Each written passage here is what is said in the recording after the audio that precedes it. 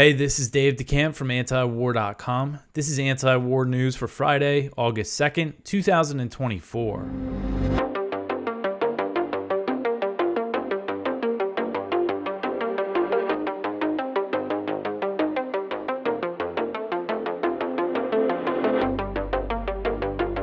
All right, the first story at the top of antiwar.com today. Biden tells Netanyahu that the U.S. will defend Israel. So President Biden spoke with Israeli Prime Minister Benjamin Netanyahu on Thursday and promised the U.S. would help defend Israel from any reprisal attacks it may face from Iran or its allies in response to recent Israeli escalations. So Iran is vowing revenge for the Israeli assassination of Hamas's political chief in Tehran, and Hezbollah is saying it's going to escalate in response to the Israeli airstrike in Beirut that killed a Hezbollah commander. We'll get much more into both those two stories later on, but this is what Biden is doing. Netanyahu escalates, Israel escalates. Looks like they're clearly trying to provoke a major regional war to get the U.S. involved. And what does Biden tell him? Don't worry, we got your back. We'll defend you from anything, no matter what you do, is essentially the message that the U.S. is giving Israel here. It goes to show all this stuff about, Biden being so frustrated with Netanyahu. It doesn't mean anything. The White House said in a readout of this call, quote, "The president reaffirmed his commitment to Israel's security against all threats from Iran, including its proxy terrorist groups Hamas, Hezbollah, and the Houthis," end quote. Biden also said the U.S. was deploying more military assets to the region.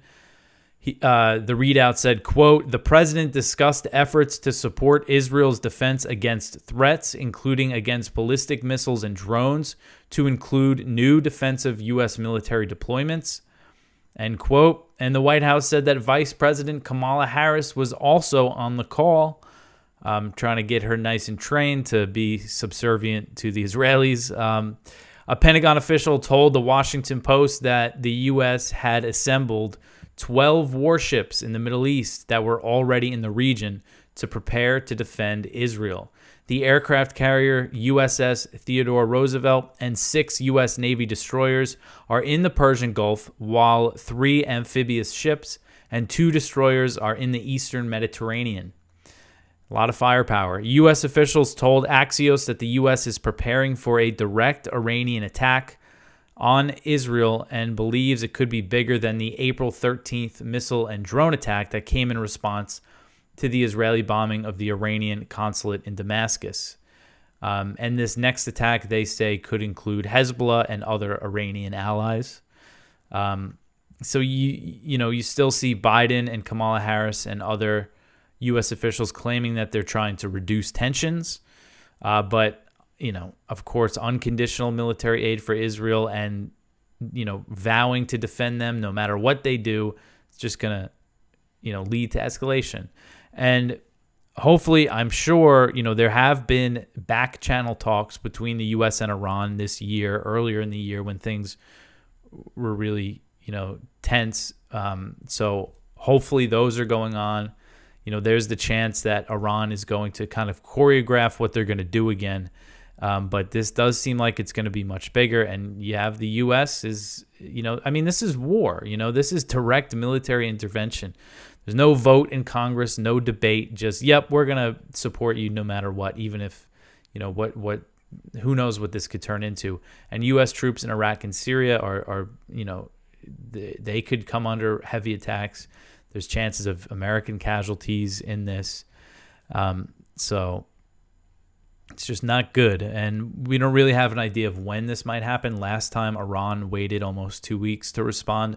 But these U.S. officials who spoke with Axios are saying it could happen within the next few days.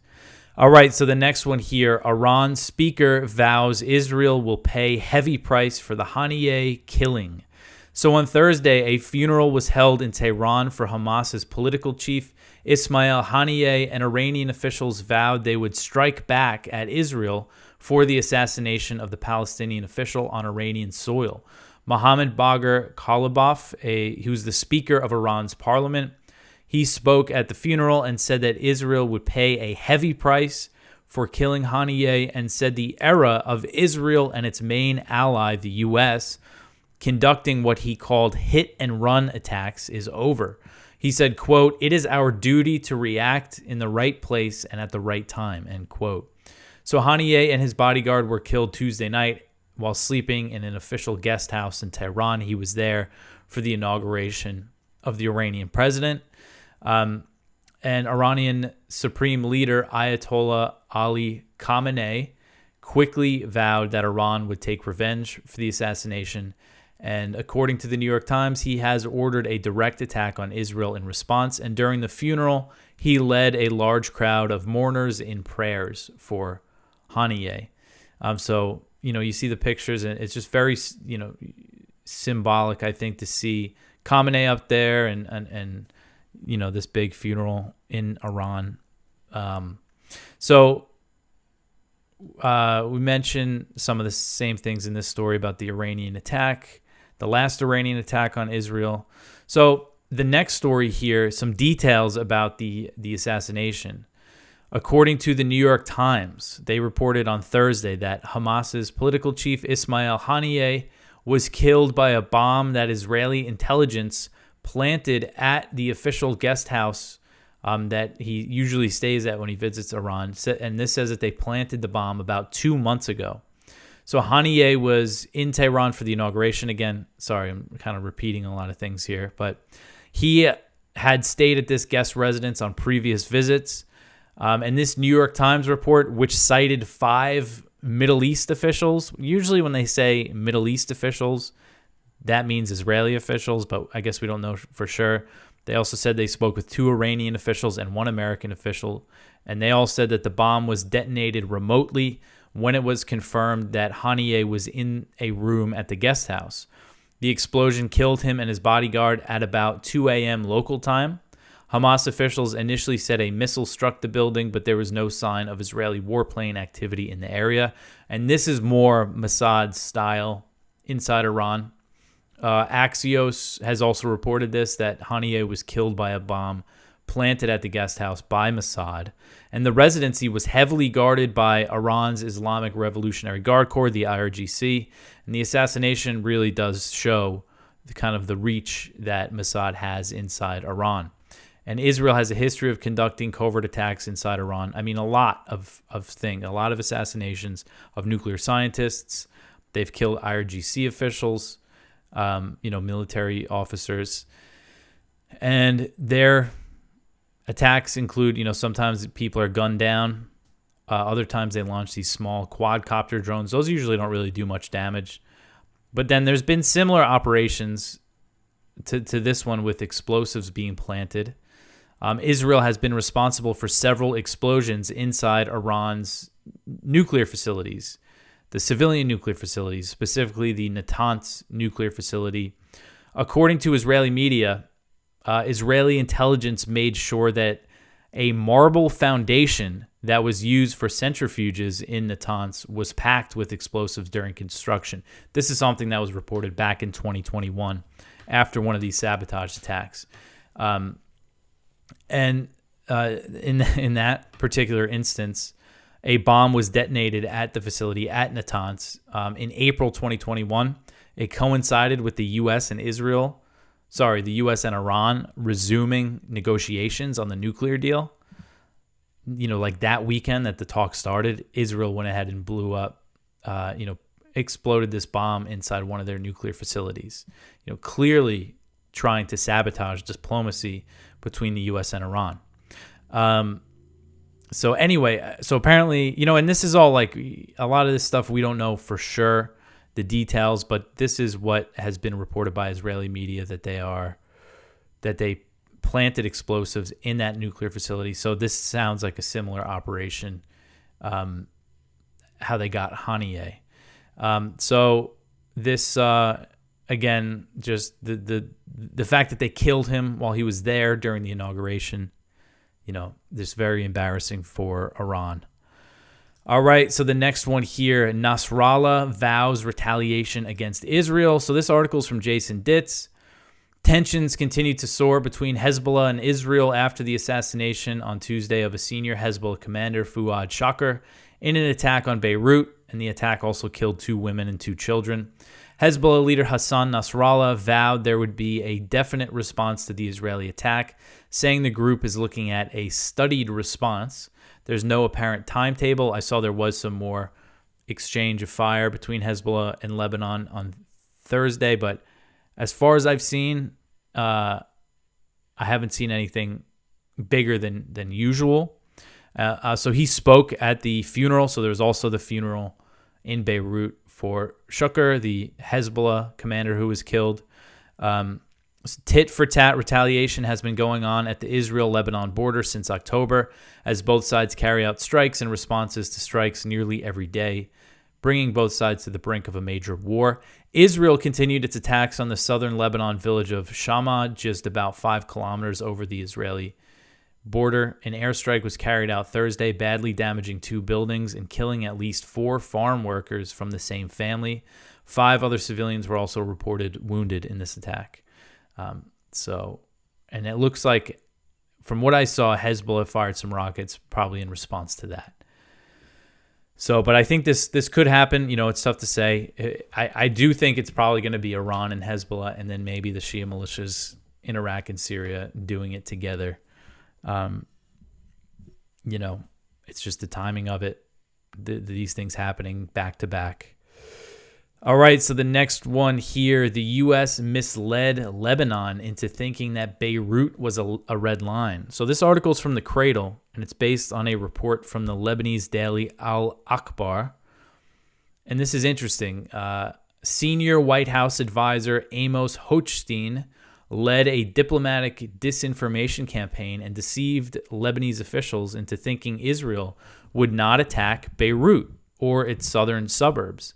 Hochstein informed officials in Beirut that the Israeli strike would be outside of Beirut and the suburbs. He insisted on leaking this information under what he referred to as the success of American diplomacy, according to the newspaper, calling the U.S. officials' talks with the Lebanese state a deception operation.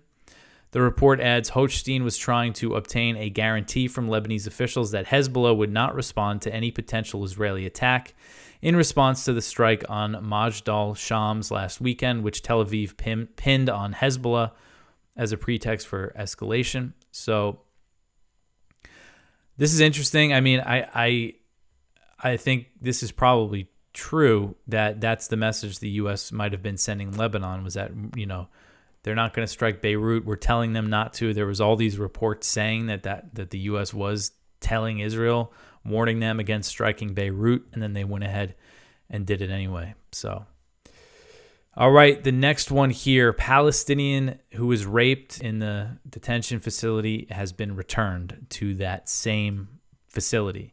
This article is from Middle East Eye. A Palestinian detainee hospitalized in Beersheba after allegedly being raped by Israeli soldiers in Teiman detention center has been returned to the notorious facility, according to the Israeli news outlet Haaretz. The prisoner was discharged to a field hospital at Teiman, so he's back there, and he suffered from a ruptured bowel, a severe injury to his anus, lung damage, and broken ribs. So I've been talking about this all week. I don't think I need to go over all the details, all the gruesome details of this again. But he's back there. They sent him back. And this is one thing, you know, we've seen all these Israeli whistleblowers, testimony from Palestinians, and, you know, you're not seeing any pressure from the U.S. or anything to close this facility, or I don't know. I mean, they just pretend like, you know, they were asked specifically, the State Department was asked, do you consider raping a prisoner a war crime? And they said, I'm not a legal expert. It's just completely ridiculous. You know, you imagine if things like this were coming out of Russia or Ukraine or something, what the response would be. All right, so the next one here, 15 killed in Israeli airstrike on a school in Gaza City. This article is from the Anadolu Agency. At least 15 victims were killed, including 2 children, and 40 others injured Thursday in an Israeli airstrike that targeted a school-turned-shelter in the Sheikh neighborhood of eastern Gaza City. Gaza civil defense spokesman Mamdouh Basel said in a video message, quote, "The Israeli occupation forces targeted the Dalal al-Maghribi school, which was housing displaced people, with 3 missiles completely destroying it," end quote. The Israeli army acknowledged the strike on the school. They claimed that the school was used as a hideout by Hamas fighters and leaders.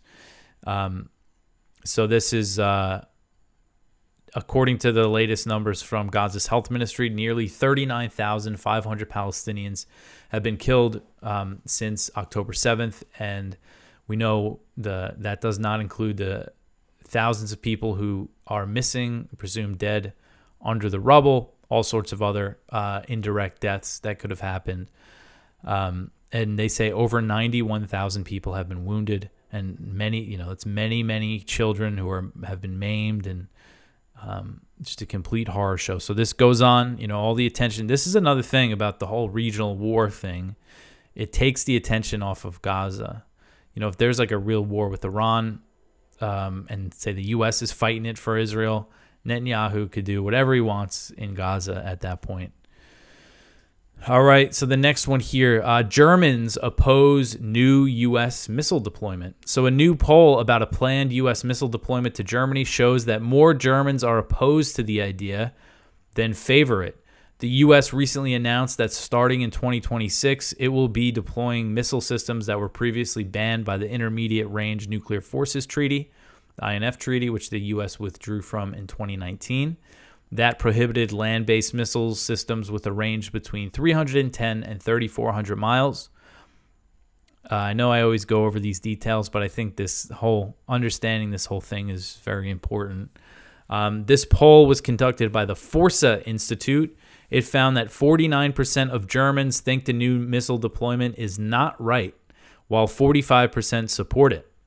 Opposition is stronger among Germans living in states that used to be, East Germany during the Soviet days. 74% of them are against the plan. The U.S. announced the deployment in a joint statement with Germany, but German Chancellor Olaf Scholz is facing opposition to the plan from within his own party and coalition government. Rolf Mützenich, who is the parliamentary leader of Scholz's Social Democratic Party, has spoken out about it.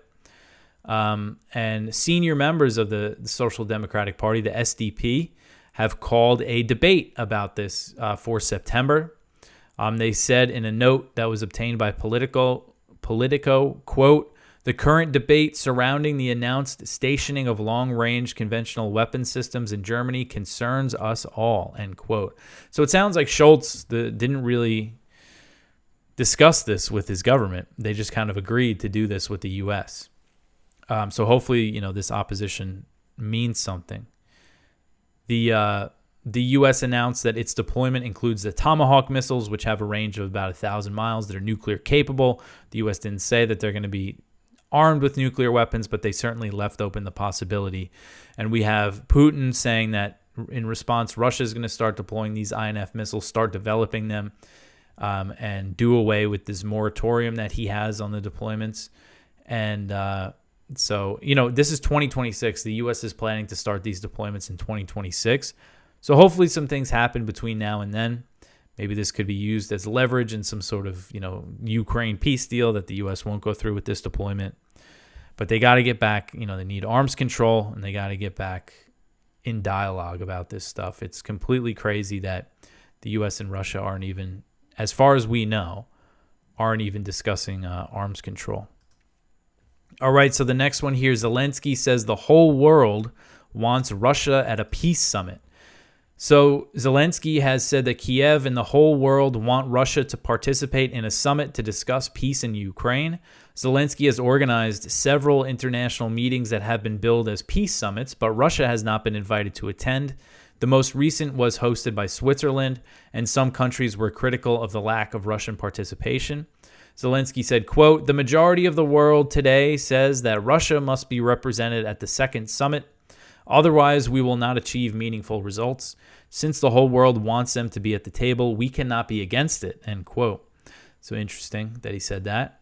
And Zelensky first said in July that Russia should attend the next summit, which was a shift in his position. He previously ruled out negotiations with Russia altogether, as long as Putin is in charge.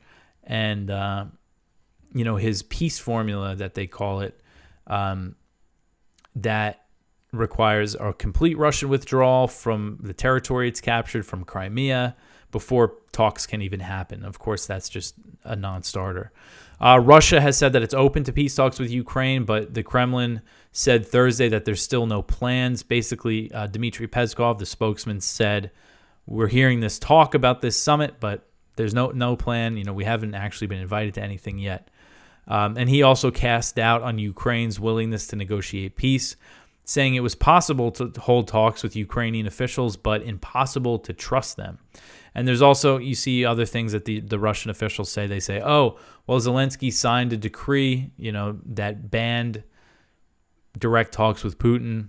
I would think, if that's a presidential decree, that could be reversed pretty easy. And then they also say that Zelensky's not a legitimate leader now, that his presidential term has expired. But they're saying that they're open to talks. I think that something could happen here, but I don't think Biden or whoever is, steering the ship, Blinken, Sullivan, they're not going to go for peace talks with Russia before the election. They don't care if Ukrainians are still dying, by the hundreds. I mean, you see the statements that the Russian Defense Ministry puts out. They say that they kill, a few hundred Ukrainians here, a few hundred Ukrainians there. It's tough to know the exact casualty numbers, but very heavy fighting is still going on, and there's no way that Biden's crew is going to go to make peace before the election, unfortunately. And we know they've discouraged peace talks throughout the whole war and sabotaged the chances of a peace deal in the beginning. All right, so the next one here. So there was some diplomacy has been going on between the U.S. and Russia, and the U.S. and Russia conducted a major prisoner swap. So the U.S. and Russia conducted a prisoner swap on Thursday that freed Wall Street Journal reporter Evan Gershkovich and former U.S. Marine Paul Whelan. Gershkovich was arrested in March 2023 on charges of espionage, which were rejected by the U.S. government and the Wall Street Journal, his employer. In July, he was convicted to serve a 16-year prison sentence, so we know that conviction happened as these negotiations were going on. Whelan, he was arrested. He's been there since 2018. He was found with a USB in his pocket that contained classified information. He maintained his innocence and said that the USB was planted on him, but he was convicted of espionage in 2020, ordered to serve a 16-year sentence, but he has been freed. 2 other U.S. citizens were also released, including 5 Germans and 7 Russian citizens who were held in their own country. So they got like Russian political prisoners, or what they call political prisoners, Russian dissidents, out of Russia as part of this swap, which is kind of interesting. In exchange, 8 Russians who were in prison in the U.S., Germany, Slovenia, Norway, and Poland were released. In comments on the swap at the White House, Biden said that some of the Russians who they got out were connected to Alexei Navalny, the Russian opposition figure who died earlier this year while serving a 19-year sentence at a penal colony in Siberia. Biden accused Putin of killing Navalny, but it was later revealed that U.S. intelligence agencies didn't think that that was the case, and Ukrainian intelligence said that he likely died of a blood clot. But this is the second high-profile prisoner swap between the U.S. and Russia since the Russian invasion. The other one got Brittany Griner out in exchange for Victor Bout. Biden said the latest deal happened thanks to diplomacy with many U.S. allies, but he still rejected the idea of direct diplomacy with Putin. He was asked at the press conference if he would speak with Putin, and he said something like, I don't need to speak with Putin. Why would I speak with Putin? Well, maybe because we're closer to nuclear Armageddon than we have been since the Cuban Missile Crisis, something that Biden himself said. But no, that's not enough to, talk to Putin. But at least there's some kind of exchanges happening here. All All right, so the next one here, China and India agree to speed up border talks. So China and India are negotiating on their disputed border, and they have been holding these talks for a long time. And these started, after these clashes. The most significant ones broke out in 2020 in the Galwan Valley, way up in the Himalayas, and 20 Indian soldiers were killed. And tensions have been very high since then. They've been engaged in negotiations. China and India have agreed. This article is from the South China Morning Post, by the way. China and India have agreed to speed up negotiations over their border disputes and maintain peace and tranquility in border areas as standoffs along part of their Himalayan frontier enter their fourth year. During the 30th round of border talks held in New Delhi on Wednesday, the two sides also agreed to focus on specific issues related to the China-India border, accommodate each other's legitimate concerns, and reach a mutually acceptable solution. That's how the Chinese Foreign Ministry put it. They agreed to maintain communications. So basically, they're going to accelerate negotiations, they say, which, again, it's good that they've been talking. This is something I kind of want to cover more, is this border area and kind of the U.S. support for India, military support, because after that clash, when 20 Indian troops were killed, I believe 4 Chinese were killed, they don't have guns. They're deployed up there without weapons. They use like sticks and clubs, and I think a lot of them kind of fell down like steep cliffs and died. But that's part of their arrangement, is that they don't have guns. So, but what happened after that is the U.S., India kind of decided to join the Quad in its exercises against China, move closer to the U.S., and the U.S. decided to increase its support for India on the border. They signed a new intelligence sharing deal to help India with surveillance of these Chinese troops in this disputed border area. There was actually a report that I covered, got very little attention from U.S. News, that said, I believe it was 2021 or maybe 2022, there was another little skirmish between Chinese and Indian troops, unarmed, but they use like bats and clubs and stuff like that. And apparently the U.S. helped India in that with intelligence. I mean, so the U.S. is involved in this. You kind of put the shoe on the other foot. Imagine there were some clashes between the U.S. and the Mexican military, and then China's helping the Mexicans with intelligence. You just can't even really imagine that. So it's something to keep an eye on, this border situation. All right, so the last story here, North Korean Defector says that Kim is willing to talk to Trump. This one is from Kyle Anzalone at the Libertarian Institute. A recent high-level North Korean defector said Pyongyang would be interested in talks with former U.S. President Donald Trump if he wins the November election. During his first term, Trump engaged Supreme Leader Kim Jong-un in negotiations that nearly secured a major agreement but ended up not going anywhere.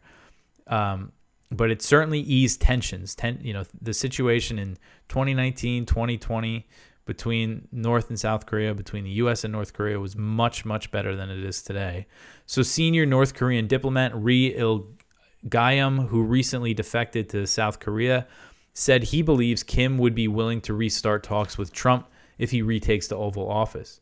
Ri assesses that the negotiations could be more successful during Trump's second term because Kim would take a different approach. He said, quote, Kim Jong-un doesn't know much about international relations and diplomacy or how to make strategic judgment. This time, the foreign ministry would definitely gain power and take charge, and it won't be so easy for Trump to tie North Korea's hands and feet again for 4 years without giving anything, end quote. Trump's foreign policy team will also likely have a major impact on the chances of success in negotiations. I think this really matters who he puts in his cabinet. John Bolton, really sabotaged what he was doing with Kim Jong-un. I mean, you make John Bolton your national security advisor, things like that are going to happen. During the first round of talks between Trump and Kim, the two inked a deal that started to reduce tensions on the Korean Peninsula. Basically like we'll keep talking and try to have good relations. But then during the second summit in Hanoi, Trump succumbed to arguments from Uberhawk John Bolton and presented Kim with an unworkable proposal, scuttling the talks. Rhee believes Kim feels better positioned now than he did during the previous Trump administration. Biden has attempted to isolate Russia, policy incentivizing Russia. So we've had Russia increase ties with North Korea. And Rhee says that Kim no longer needs sanctions relief because of the boosted ties between North Korea and Russia. So kind of interesting. Again, I think it really depends on who Trump puts in his team. I think he said something recently about Kim Jong-un. He said he should, I could take him to a Yankee game. And, that sounds good. But if, I think whoever he puts in as Secretary of State, National Security Advisor, if they're good on Ukraine, I think they're still all going to be China hawks. And I think there's a chance the China hawks are going to say, no, you see all this military buildup we've been doing in South Korea, all these new exercises, that's really about flexing their muscle toward China. And I think they would probably want to keep doing that to some extent. But we'll see. That is it for the news for today. Please go check out our Viewpoints. One from Seymour Hersh, tracking down Lieutenant Calley about his My Lai massacre story. One from Judge Napolitano, When Presidents Kill. One from Dan Steinbach, Beijing Declaration, Quest for Mideast Peace after the Haniyeh assassination. One from Ted Snyder, Is Zelensky attempting to hold on to power? One from Paul Pillar, Trigger Happy Israel and its thirst for revenge. So please go check all of that out. Again, the Ron Paul Institute event on August 31st. It's Saturday. The link to that is in the description if you want to check that out. You'll have Mearsheimer, Judge Nat is going to be speaking there, Ron Paul, Dan McAdams. Lots of good foreign policy stuff. And I will be there in attendance. I'll be speaking at the student conference the day before, but I'll be hanging out at the hotel. So check that out. But that is it. That's it for the week. I think there's a chance that things could really pop off this weekend. Again, hopefully Iran attacks and, things cool down. It's similar to last time and that it doesn't blow up into a big war, but there certainly is the chance of that happening right now. Another thing I haven't talked about, I failed to talk about this. In the beginning of the year, I wanted to make a point to talk about the Defend the Guard Act, which is state legislation that would prohibit the deployment of a state's National Guard into an area where Congress hasn't declared war. And I think that's important. I always put the link in the description if you want to volunteer to phone bank with them. That's, in my opinion, some of the most effective anti-war activism that you can do. And especially now when we're talking about Iranian attacks, potential attacks on U.S. bases in Iraq and Syria, they send the National Guard there. So to a lot of these places. So in that attack on Tower 22, 3 members of the U.S. Army Reserve were killed, but I forget exactly how many, but a lot of members of the Arizona National Guard were wounded. So that's who they're sending over there. So the ability to take that power away from the executive branch is pretty significant, I think. So Defend the Guard, you go to defendtheguard.us, and they have a map of the progress in your state, and you can see how you could get involved. And again, the phone banking is a good way to do it. So go check that out. It's always in the description. I will be back after the weekend. I hope everyone has a good one.